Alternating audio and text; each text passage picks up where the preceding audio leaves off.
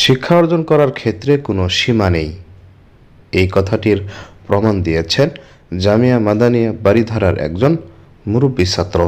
চলতি শিক্ষাবর্ষে তিনি দাওরে হাদিস সম্পন্ন করেছেন।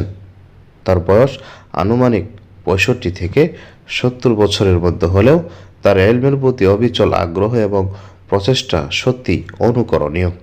ছাত্রদের মতে তিনি নিয়মিত সকালবেলা ক্লাসে আসতেন এবং বিকালে ফিরে যেতেন, যার ফলে তার ইলম অর্জনের পিপাসা ও অধ্যবসায় সকলের কাছে প্রশংসিত হয়েছে।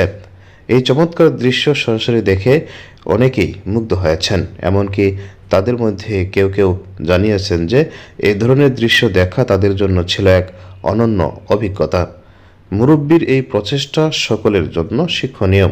সমাজের জন্য তিনি এক উজ্জ্বল উদাহরণ এবং সকলে তার দীর্ঘায়ু, এলেম ও আমলে বারাকা দান করার জন্য দোয়া করেছেন।